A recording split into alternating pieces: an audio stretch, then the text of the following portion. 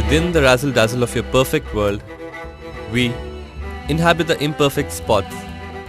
Dark, damp, cold, like a bottomless boat, closing its eyes to the depths of the ocean underneath and saying its prayers to the gods who were busy.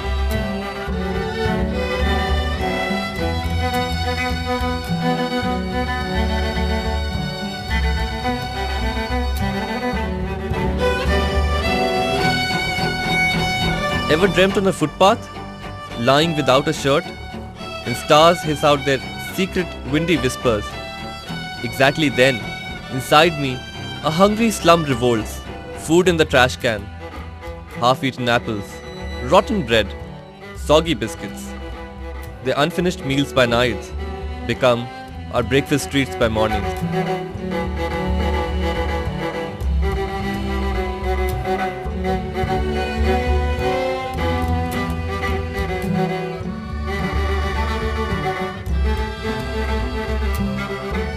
Darlings of the flies we call ourselves, subjects of a busy god's strange democracy. We feed ourselves by the garbage bins, the food you eat with spoon, fork and napkins. And pissing people don't piss us off because they are as much a part of this conspiracy as the famished belly making sucking in sounds. So eating people just go on eating, never mind their ugly greed. That's how some lives are meant to be lived. That's how gods imagine the world sometimes.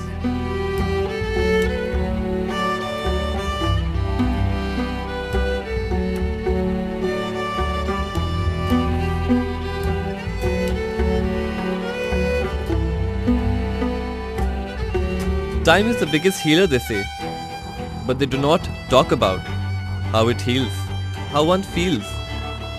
I thought I could arouse pity by pretending to be blind, so I sat as if nothing stirred in me, in my posture, a trick of mine against a trick of time. And before I could blink, before I could let it in me sink, stolid, static, I was a sculpture. Like the sculpture in the temples, and so unlike it too, like the gods who made happy people and made the ones unlike them too.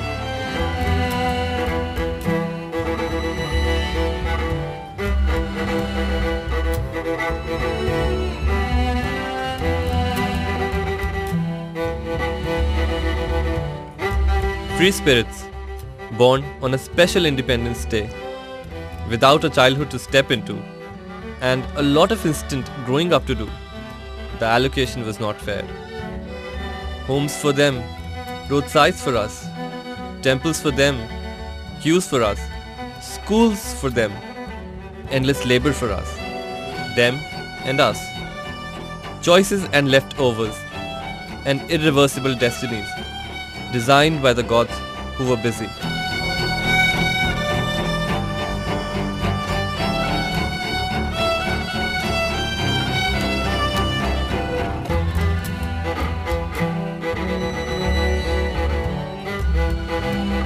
Life began when time was being divided, carefully cut into past, present and future.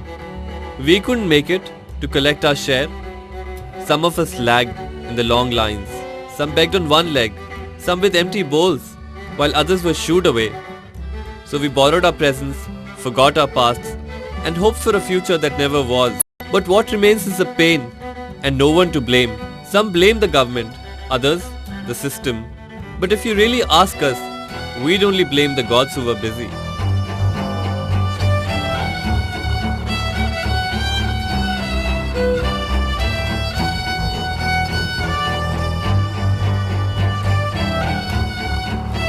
Mornings compel us to cripple. How else can you beg in a world that does not believe that perfect body parts can be unhappy too? That the parts covered by rags are as unhappy as the ones exposed, ignored, bored. That shame leaves us as all dreams did, every day, to help us get along with the jobs assigned to us by the gods who were busy.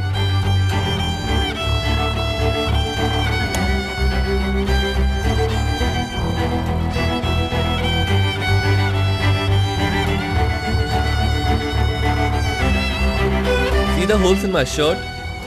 Are they mere holes? Or do they go deep into my soul? A hole in my soul? Yes, a hole in my soul. See our painted faces? Isn't it absurd to paint happy colors on a sad face? Let's not talk about what's absurd. The list is too long. The time is never enough.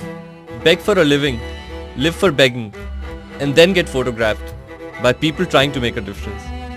You're taking my moments captured in your camera today, but would you come again to let me know if the difference has been made? I may not even know, because maybe by then I wouldn't be here, or maybe I just would be, still wondering if gods were really busy.